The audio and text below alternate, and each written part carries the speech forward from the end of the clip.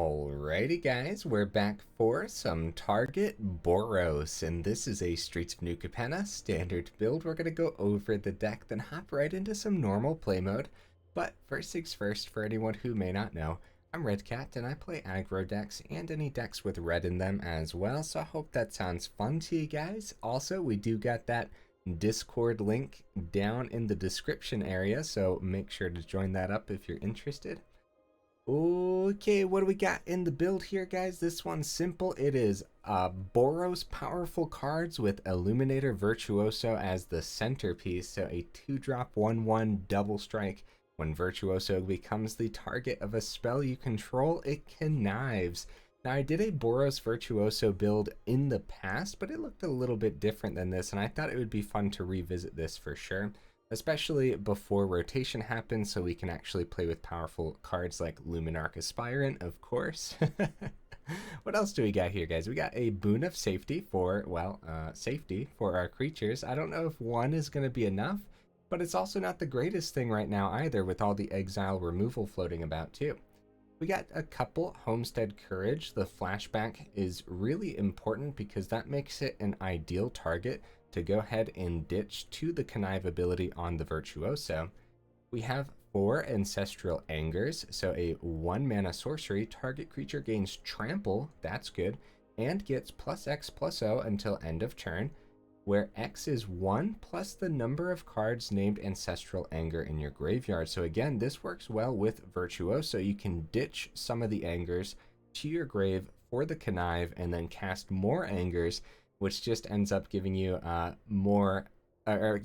more Angers like later on, right? If it was all in one turn, then technically you would want to just cast them all onto the Virtuoso. But either way, it's a great card to go ahead and discard to the Virtuoso sometimes, if that's what you wanted to do. Also, there's a draw a card just ability at the bottom of this too, so it replaces itself. Very nice. We got 4 Kumano faces Kakkazan because the counter is going to be pretty important in here because we actually have 4 Kami's Flare as well. So a lot of like the Boros aggro cards are actually stuffed into this deck. It's actually not going to be half bad, especially with the base like Kumano, Bloodthirsty Adversary. We got 4 of those too. Kami's Flare, like all those, and of course Luminarch is all in the base Boros aggro build that you see floating about everywhere. So just very powerful cards packed in here. We also have 4 Stolen Vitalities. So this is a 2-mana instant. Target creature gets +3/+1 until end of turn. If it's your turn, that creature gains trample. Nice.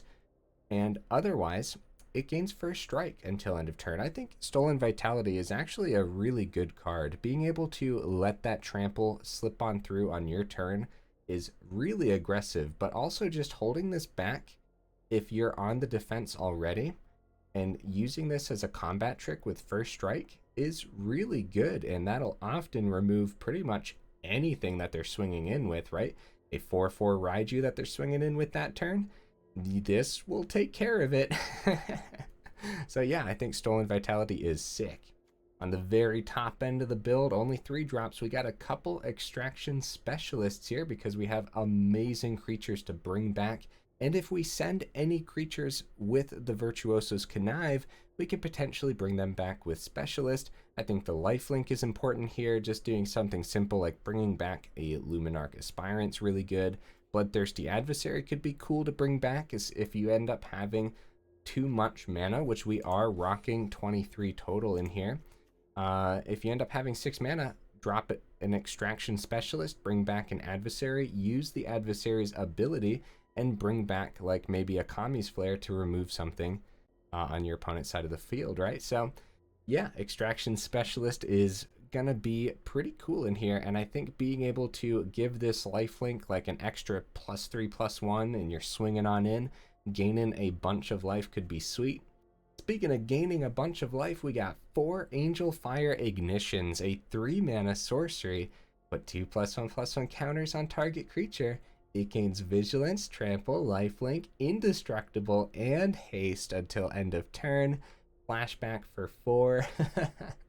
This card is sweet and really the main reason to run a Virtuoso Boros style build because you drop this on Virtuoso and all of a sudden it is an incredibly deadly card. You can have lines of play like turn 1 Kumano, turn 2 Virtuoso, turn 3 Angelfire Ignition, target the Virtuoso, and now you're just swinging in with what, like a 5/5 double strike, lifelink, trample, vigilance, indestructible, and you have the etching of Kumano swinging in too, potentially. Now that is kind of like, you know, that's assuming the opponent just didn't remove it, of course, but that is a line of play in the deck, and it's pretty powerful. Rocking a couple Dens, a Cave, a Seat of the Empire, a Crucible of Defiance in the mana base, as well as our dual land. No Snarls this time round. We do got some honorable mentions. Fateful Absence, yeah, more removal could be good. Revelation of Power. Now, with all the counters in here, I think Revelation of Power could be pretty good. The biggest issue is I think like Homestead Courage in this particular build is better. This is a 2-mana instant. Target creature gets +2/+2 until end of turn. If it has a counter on it, it also gains flying and lifelink until end of turn. See, I like, honestly, dude, and that just works so well with Virtuoso too, because you can give it a counter right away, as soon as you target it. You know, off the connive. I believe the connive happens first, because when it becomes the target, then it connives, and then this ability would resolve. I believe that's the order it would happen. And so you could give that flying and lifelink and really get in for some damage. Speaking of getting in for some damage, antagonize +4/+3. Woo, buddy, on a double strike creature that isn't blocked. Now that could just straight up end a game. I do think Stolen Vitality is going to be more important though as of right now. Just something to think about. And the same concept for Run Amok as well. I think Stolen Vitality is just a little bit better, but Run Amok could be pretty cool too. And it has that trample ability, +3/+3. Could save you from some burn as well, some burn spells in your opponent's deck, which we know a lot of people are running right now. So yeah, it's just something to think about, I guess. Okay guys, hopefully I went over the deck well enough. It's a super simple one. We're just hoping to get our creatures down and buff them up with these amazing cards like Vitality, Ignition, Ancestral Anger, and so on, right? So let's go ahead and take it into some normal play mode and see how it goes.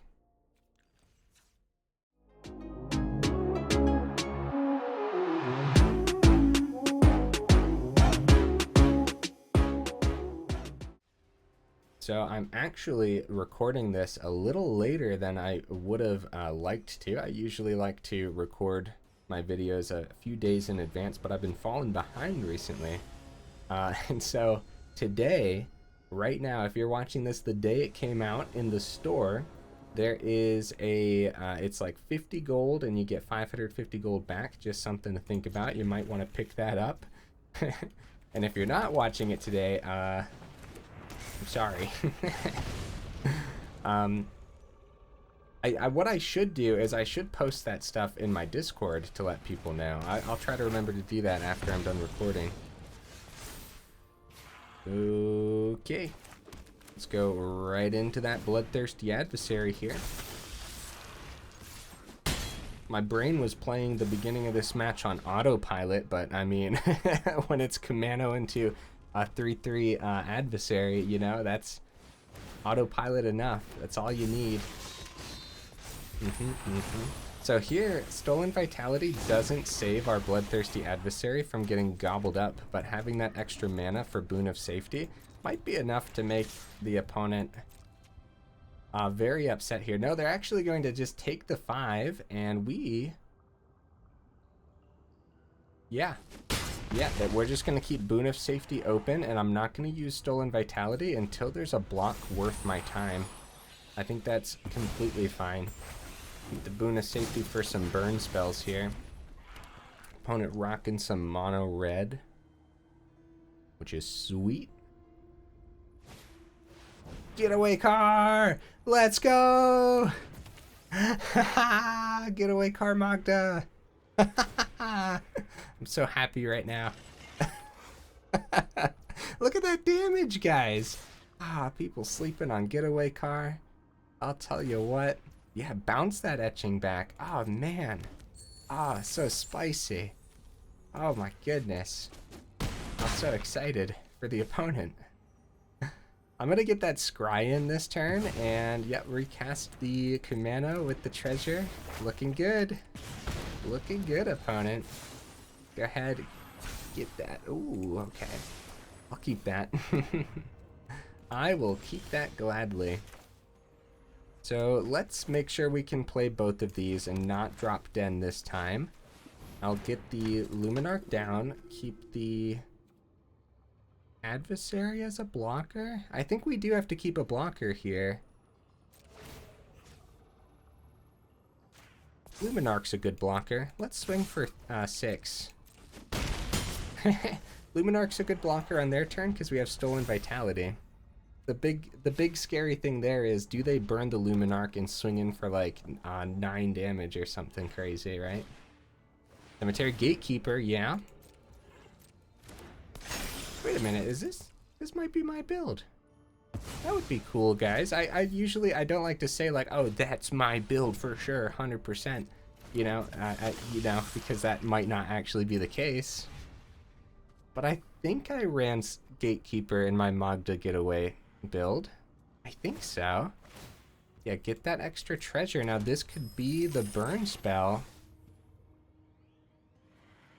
This could be the burn spell for the Luminarch, swing for 6, and then they have the blocker with the Gatekeeper. If we don't draw burn.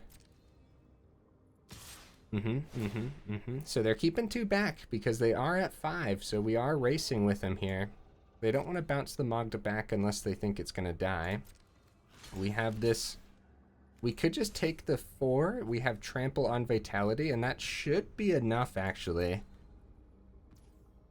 It's funny how we're playing with Vitality right now. Like, we think we're going to use it, but we just haven't used it yet. So, Extraction Specialist. Nice. Okay. So, we're going to...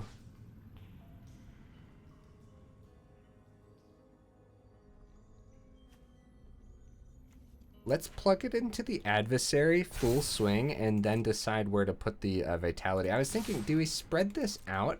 And I think that just might make the blocks more weird. Because right now, because the Adversary has... That's 5 damage going through. I guess I'm going to activate the Vitality, take the 2. Oh, they have the treasure open, though. That could be scary. Maybe I should have given it to Adversary so they don't burn the Luminarch. Woo! That could have been bad, guys. Good game, opponent. Good game. Oh, man. Woo! Magda Getaway card, guys. Did that look like my build? It might have been. The only time I like to actually say, hey, that's my build, right? Is if I know for sure, like there's some like little janky card in there that only I would ever play with, and then it happens to have every other card exactly the same. Other than that, like I don't like to assume, right? Because this is an alright hand. No turn 2 play with a creature, but like we got the land, we got plenty of draws. The opponent's going first. We're gonna see what we draw here. Yeah, I think this is keepable. What do you guys think? Tommy's Flare for some emergency removal. I guess we still turn 1 Kumano, because we could draw a 2-drop. We got plenty of them here. All the Storm Giants, alright. Alright. Yep, no turn 2, just another land. Oh boy. If they play anything worthwhile here that would be worth killing. I don't think so. I think we're going to be up against blue-white control. We've been seeing a lot of it recently. Even over here in play mode. There's for discovery. Okay. We don't always see that in blue-white control, so that's cool. Ancestral Anger. Yeah, we're going to do that like right away. See what we draw here. Okay. Seed of the Empire. We have Boon of Safety open for the Doom Scar. So I don't want to go Stolen Vitality this time round. Well, we'll see if we can see Virtuoso today. I think so. I think the games are going to be pretty fast here. Restoration of Eiganjo. Okay. Okay, interesting. play, okay. Yep, my turn. Another land. Whoo, buddy. Okay, well. Can play a Plains down safely. Wondering if we just Stolen Vitality the Etching for the sake of extra damage now.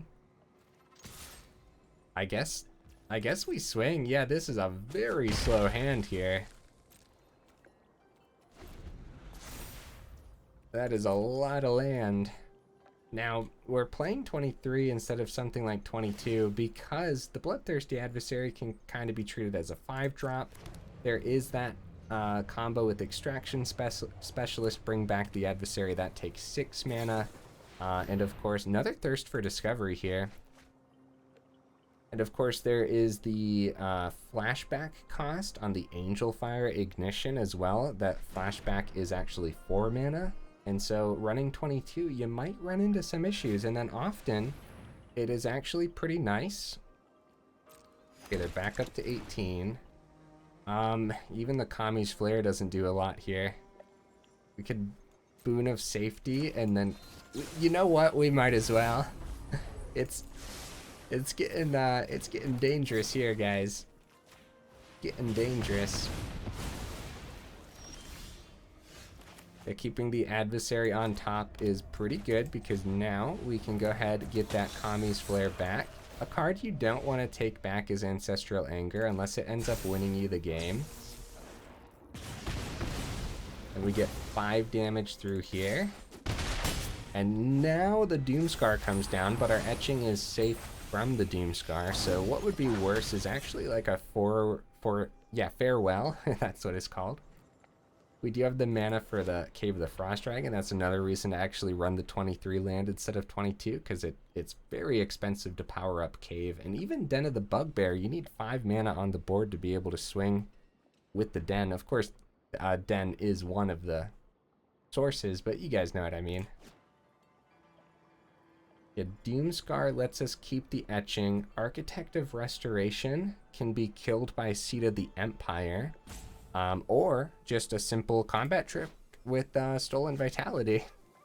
But we don't really want to trade. Don't want to trade with the Architect, because either way, when this attacks or blocks, they create a 1/1 colorless spirit creature token. They pass. Wow. Okay. They pass, which keeps the Hall of the Storm Giants open. So I wonder if this turn is Power Up Cave. I do know one thing. We kept the opponent live for too long. Like this was definitely a longer game because it took us a while to start seeing some cards. So we can go Homestead Courage and see if it hits first. Okay. Still have, okay. Homestead Courage on the etching. The simple, like, exile removal or a simple Fading Hope would really just be a nail in the coffin, unfortunately. So power up Hall is most likely what's going to happen here. We get to take out a Hall and protect our etching. So let's see what ends up happening. We don't want to swing with Bloodthirsty because it might be Hall and then block Architect into Adversary. So March. And there's the exile. Oh man. Oh man. Yeah, I mean that's kind of like I said when I was going over the deck. The Boon of Safety isn't seeing as much play because of all the exile removal, and March of the Otherworldly Light isn't going anywhere. If anything, it's probably just going to continue to see more and more play. Swing, get a 1/1. We might as well try to take this out now, right? Which I'm pretty sure this hits, since it can't be countered or anything like that. But it could be like Fading Hope their own Architect style thing, you know? This is probably the opponent's, and we don't want to stick around the match for too long. I do want to be able to showcase as many matches as possible here.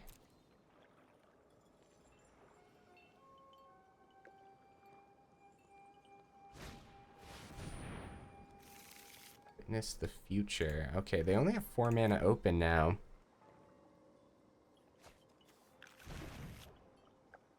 Okay.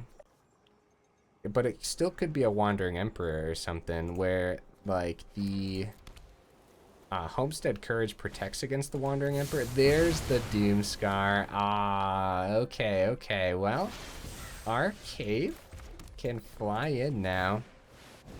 So that's good news. No mana for the Vitality, but we might be able to fly in enough if they don't have spot removal. But what are the odds of that, you know?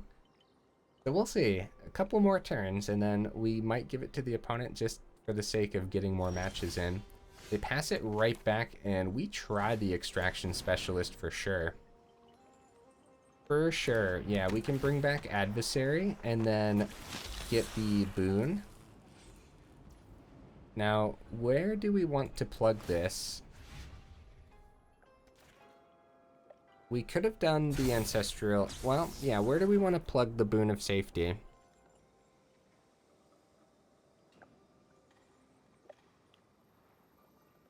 I guess Adversary. I guess that's fine. It can't attack yet, but the concept there is the... Okay. The other one, we don't care if it dies. We're going to try the Ignition, guys. We're going to try the Ignition because if we don't lose these creatures somehow, right? A Doomscar could drop, Specialist gets hit, but Bloodthirsty Adversary doesn't because of the shield counter. Then we can Angelfire Ignition on our turn onto that Adversary with the Stolen Vitality and potentially win the game. Farewell! Oh no! Opponent! Now, if this is a Fateful Absence, then that is truly a GG. You know what's funny? That's actually really funny, guys. If we would have sent the Angelfire Ignition, we would have had a chance to draw a land and potentially drop the Vitality. Oh, just another March of the Otherworldly Light. Oh, man. Yeah, I think we've been controlled, guys. Losing Cave there is pretty bad. Hold up now. They're still spending a lot of mana on their turn. Thirst of Discovery on their turn, too. Like yeah, they're spending a lot. Okay, 3 mana open. It just has to be a simple counter spell for... Come on, guys. It lands. It lands. Give it haste. Give it haste. Swing in. Let's go. They didn't have anything. 3 mana open. We top deck a Virtuoso. That we could not have asked for a better draw there. Oh man. Woo. Right into the next game. We didn't give up. We stayed true. There was still a chance. There was still a chance, and we found that chance somehow. We were only going to go like a couple more turns, though, for sure. Like, if they would have been able to stop that Virtuoso, then that probably would have just been it. We'd probably want to go right into the next game at that point. I'll play my red source first, too. Bard class. Looks like we might have a turn here to set up, so we might go right into Angelfire Ignition, but I think it would be better to go second Virtuoso and Ancestral Anger, or Anger first and see. Nice. Stormseeker. I think they swing here. Yeah. We'll take that. And Angelfire Ignition is going to be terrific against this build. So let's go with Anger over the second Virtuoso. First of all, we go Anger.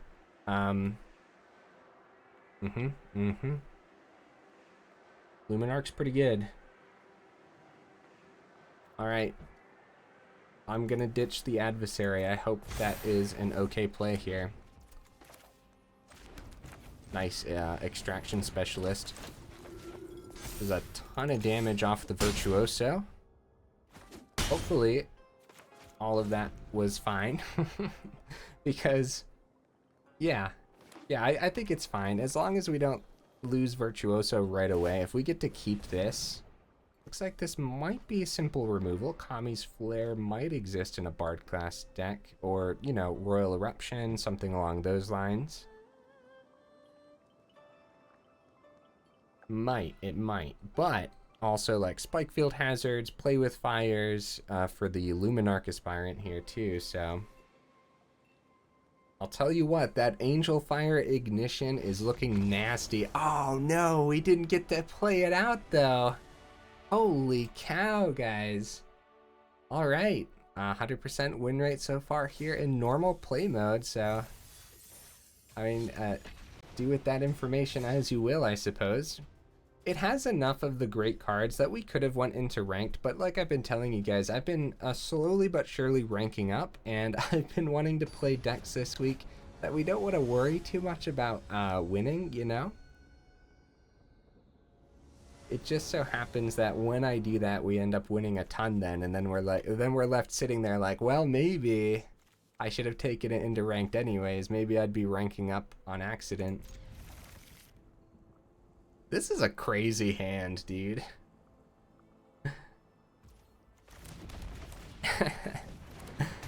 Well, opponent, if you remove a Virtuoso, I won't cry myself to sleep, so that's good news. Another Den. That slows us down a little bit, but not a lot. We're fine. Still get our turn 2. And if we get a 3-drop, then we still got the Mountain. If not, then Den can come down. Jukai Naturalist, nice. Luminarch. Okay. That's a good draw. I mean, when isn't that a good draw, really? Get pretty greedy here. If they block the etching, okay, yeah, because since they have the lifelink on Naturalist, that would have been surprising. Or time the Virtuoso. Play another Virtuoso next turn. They can safely swing here. Gain 3 back up to 14. They're in this for sure. What? I can't even play both of those. Guys, what the heck, bro? Let's start buffing that Virtuoso. Swing in. Get them back down to 11, and at this point now I think it's leaning towards the opponent. Second borrowed time, that's brutal. He's like, get that Virtuoso out of here, didn't I tell you? Well, I'm sorry, opponent, the game is being very weird. Oh, a Crucible isn't bad. It's not bad for the spirits, but I think Den of the Bugbear might just be better, because we got to keep up with this life. This life gain here. I think we go Etching. How do we feel about that? I think Luminarch has a big enough target on its back anyways. Yeah, land there, that wasn't bad. Not being able to play both Virtuosos out kind of sucks, but yeah, I'm over here like, man, I hope we get to see Virtuoso today. Well, thank you, game, I guess. Ask and you shall receive, I suppose. Rune Forge, free runes. Let's see how much they can pop off here. Let's see how much they can actually pop off, because this could be a... Nope, it's not. That's good. No extra +1/+1 counters for them. Gonna gain a good chunk of life here, though, but honestly, they might... Oh, they're gaining 10 life, guys. Oh no, back up to 16. Oh, that is not okay. And that's gonna happen again next turn too. And it has trample. Oh, we're just dead. We had nothing in the grave. Oh yeah, we're super dead, guys. Gonna be a 10-10 with trample. We're at 4. So technically, if we block with everything, I guess we'll spread this out still. No attacks. Reign of Truth, man. That's terrifying. You guys can see why people are still running Selesnya enchantments. Even runes floating about for sure. We got a ton of damage in this game, though, so that's good at least. Okay, well, we're at 4, so we got to stop the trample. So how do we want to do that? How do we want to do that? This is 7, 9, 10, right? That kills it, and then we take 2, then we lose everything. Am I counting right? Yeah, because double strike on Virtuoso. No, I'm taking the 2. We're forced to block there, too. We're going to go down to 2 by doing this. I hope I did that right. I don't want to make the opponent wait too long, honestly. Make sure Virtuoso is a goner. Okay, down to 8. We had to block there, and then we take 2 from this. That was close. That was a close one. I don't know how much it mattered to actually do that. There's the 4th Virtuoso. We're going to play the land just because we can't cast it because we didn't get a second white source. And we'll get the good game ready for them. We wait for them to swing in first, of course. Because sometimes opponents pass it back and then I'm like, oh, I don't got time for that. Good game. Block the Kami of Transience. That's trample damage getting through anyways, so. Alright, 75% win rate. And at this point, you know, I'm actually glad I lost a game. It's been a second, guys. It's going to my head. Even if it is normal play mode. Oh, man. Let's hop right into the next one and hope that Selesnya and Chance doesn't run away with it again like that, man. The lifelink, I'm telling you, it's way too important sometimes against these aggro builds. Scary business. Okie dokies, I'll keep it.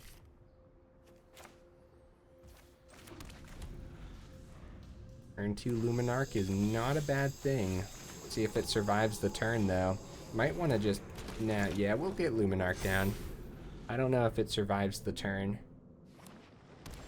It survived this turn.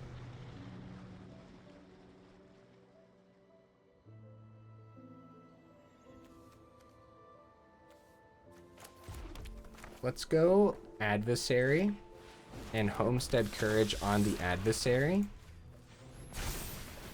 And like I said before, Luminarch has too much of a target on its back anyways, so we just plug that into the Adversary. Fable, okay. Our Stolen Vitality could help us out here. We could go Homestead Courage on Luminarch, have Vitality open, or we could just play our second Adversary. Alright, let's play this on white. We go boop, boop. Adversary. We keep the Vitality open. Plug it into Adversary. Watch them block the Luminarch.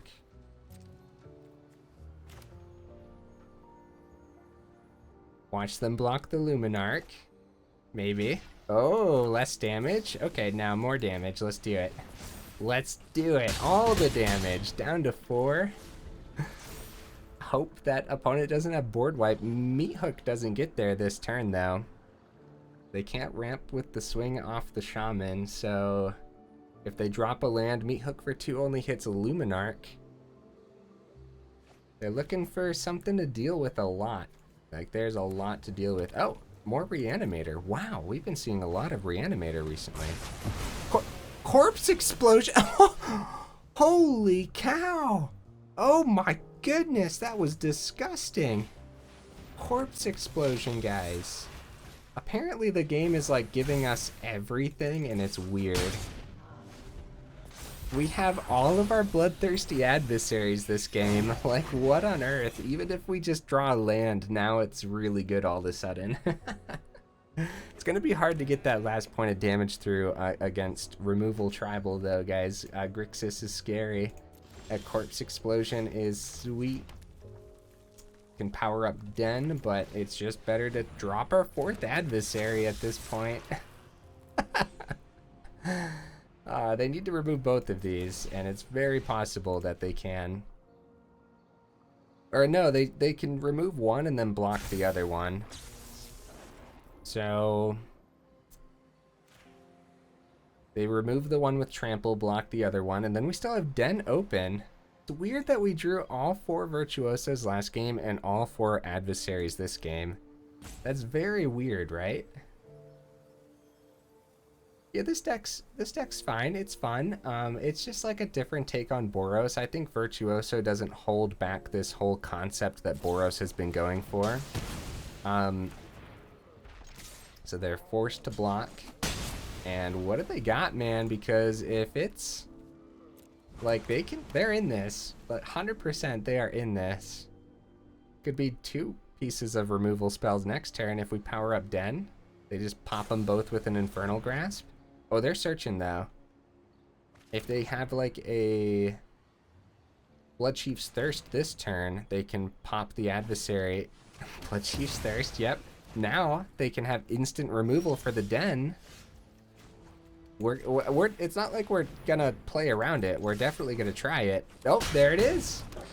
Yeah, all they needed was more removal for the Den. They didn't have it that time. Bro, I just feel like I've been getting really lucky the last like week or so. Holy cow. Into the next game. We have time for one more. That was 5 matches, 80% win rate in normal play mode. Not bad.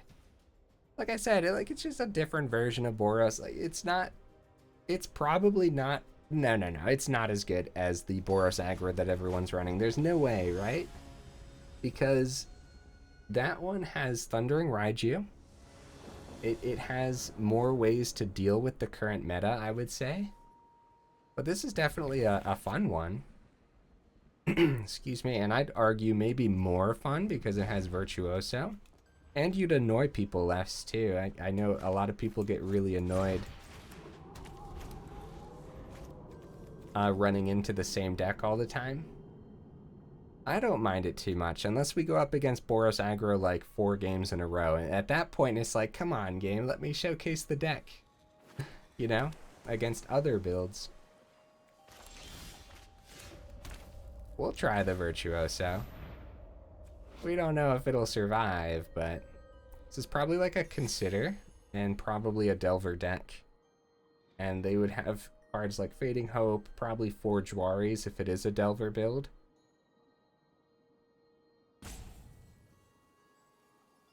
They are holding this open. Now, if we don't draw a land next turn, we could go, yep, it is a Consider. So if we don't draw a land next turn, we can go Ancestral Anger. Suspicious Stowaway, nice. Got some tempo on the opponent's side. They don't block. They definitely don't block. So the Vitality, yeah, we're going to start with the draw, see if we can see that land. Nice. We'll ditch in Angelfire since it has the flashback, and everything else here is probably going to be pretty important. Another land. Okay. Yeah, we'll swing. Go to Blocking Step. Stolen Vitality. Ton of damage here, guys. Another Ignition, sure, we'll send it. Extra damage. Down to 6, and I don't think Virtuoso is going to survive here. Something we could have done instead of Vitality is played the Plains and dropped Homestead Courage twice. And instead of dropping the Ignitions, we could have dropped the Homestead Courage. So Virtuoso doesn't untap here, and that could have been prevented if we had the Homestead Courage. So that kind of sucks, huh? Let's go Luminarch. Because now they can tap this down indefinitely.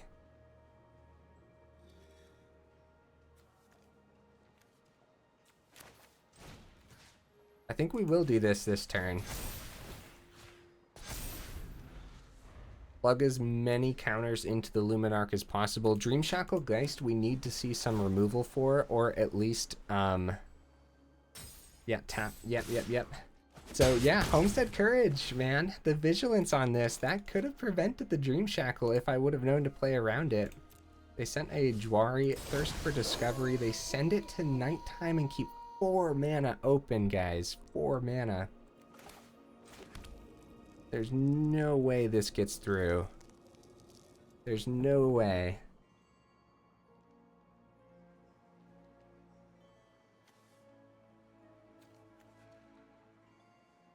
Here's what we're gonna do. We're gonna start with one of the Angelfire Ignitions from the grave. The main reason we start there, make disappear. Okay. And now if this isn't a Fading Hope, we can still get 4 damage through. So if it was just a make disappear, then maybe. So the concept there was we could have Homestead Couraged, buffed it as well. Maybe the make disappear wouldn't have happened. Then attempted the Stolen Vitality to win the game. Down to 10, yeah. We got a quite the tempo build from the opponent. 4 mana open still, and let's see. Let's see if this adversary can hit the board. If it... Okay, Essence Capture, yep. Now we can attempt the Angelfire, but we know they have the make disappear. So Stolen Vitality would be a better trick, but it also could eat a negate as well. And so we're going to start with the Homestead Courage. It's stuck. I don't know if I like it. I don't know, guys. Fading Hope, March of the Swirling Mist, slip out the back. Oh, no. Yep, that also does it. They can tap down the Virtuoso. Oh, man. Tough. Very tough. They get a big swing here. A huge swing. If this flips, it's even worse. It doesn't flip. It doesn't flip. They tap down the Virtuoso. Yep. We can still get there. 6 damage. Excuse me. They take the draw and the discard. They discard a land. Ascendant Spirit. Okay. They gotta have something, man. They gotta. There's no way these hit. We could attempt the cave, but it like I said, March of the Swirling Mist could be disgusting. And block on the ground, so if something happens to cave like a Fading Hope, then it's like we're just like super dead. We could attempt the Angelfire and then the Vitality. I think trying this Angelfire is better. And if something happens to Luminarch here, then it's over. It's sticking. I don't like it. Something's gonna happen, guys, because it like... Yeah. It doesn't feel right. Eh. No! Second slip out the back. And that is a good game. Opponent, man, tempo decks are hard to play against, huh? Thirst for Discovery, just to rub it in, and we'll let them swing it out in case they have a quest. This is a good last game, though, guys. I got super punished for not playing the Homestead Courage on the Virtuoso. We will give that to Delver. You know, just playing it out to show the cards, you know, as we do. 66% total win rate, pretty good over here in normal play mode. Of course, it was kind of to be expected that we would do all right because we have a ton of powerful cards packed into the deck. Let's go ahead and check it out one more time. This was a fun time, guys. This was a fun time. Okay. So Extraction Specialist was pretty cool in here, huh? Homestead Courage might be more important than I initially thought, and I could easily see dropping a Kumano and going up a Courage. Just remember, if you go down to 3 Kumano, that's one less way to get counters, which means Kami's Flare becomes just a little bit weaker, because the counters in the deck are Homestead Courage, Kumano, Luminarch, and of course Bloodthirsty on 5. Oh, Angelfire also gives counters too, so I guess that's good. Yeah, I don't know what exactly I would change.